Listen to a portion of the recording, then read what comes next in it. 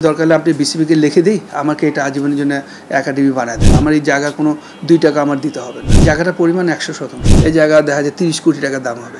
ওই যে যেখানে রেল স্টেশন হচ্ছে আমাদের হামিদুর রহমান স্টেডিয়ামের পাশে, ওখানে আমার একটা জায়গা আছে। আমি বোর্ডকে দেখাইছিলাম যখন ফারুক ভাই ছিল, বোর্ডের লোকজন আসছে, ওখানে প্রচুর জায়গা আছে বাচ্চাদের একাডেমি বিসিবির স্টেডিয়াম বানানোর জন্য। আমি জায়গা দেখাই, ওর পাশে আমার কিছু জায়গা আছে। তা আমি বিসিবিকে বলছিলাম যে এটা আমি দরকার হলে আপনি বিসিবিকে লিখে দিই আমাকে এটা আজীবনের জন্য একাডেমি বানায় দেন। আমি এটা চালাবো আর এটা বিসিবির আন্ডারে থাকবো। আমার এই জায়গা কোনো 2 টাকা আমার দিতে হবে না।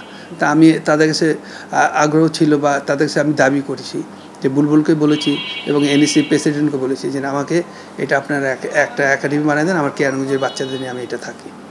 জায়গাটার পরিমাণ কতটা? জায়গাটার পরিমাণ 100%। 100%।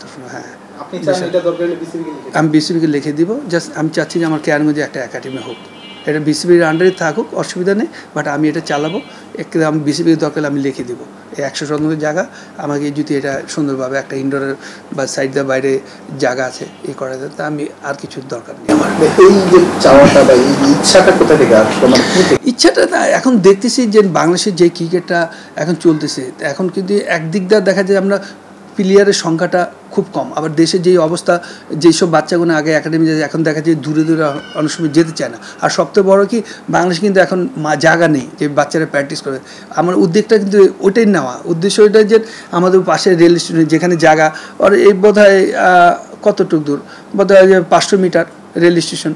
তা আমি চাচ্ছি যে আমার এই জায়গাটা না বিক্রি করে আমি যদি একাডেমি করি, তো দেখা যায় ঢাকার বাচ্চারা রেল স্টেশন আছে, এই যে গাড়ির রাস্তার খুব সহজভাবে আসা যাওয়া করবে। তো এই একাডেমিটা দেখা যাচ্ছে যদি করি, আমার কেয়ারগঞ্জে যে বাচ্চারা থাকবে, বাইরের বাচ্চাগুলো দেখা যায় এখানে এসে প্র্যাকটিস করবে। তো এখানে মিনিমাম মনে হয় আমি যদি একটা ইনডোর বাড়া দেয়, আমি আরও 7-8টা নেট বানাবে। আমার পুরো 100% জায়গাটাই আমি চাচ্ছি যে একাডেমির জন্য।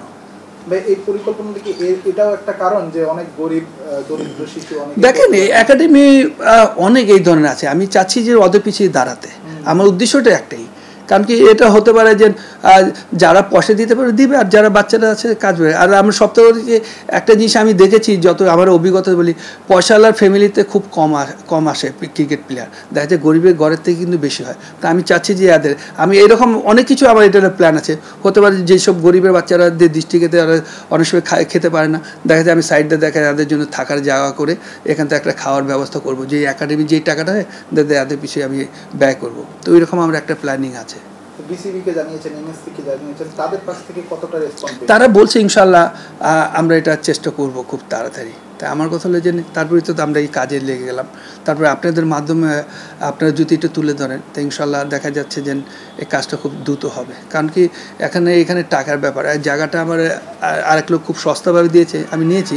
তা মার্শাল্লাহ ওই লোকটাই আমি এইভাবে বলছি যে এখানে আমি একটা একাডেমি বলছি, আর গরিবের জন্য কিন্তু সাহায্যের জন্য একটা ফান্ড করতে চাই। তো বলছে যে ঠিক আছে। আমার কিন্তু তখন 1 মাসের ভিতরে সেই লোক দেখে আমাকে জায়গা মেপে বুঝিয়ে দিয়েছে।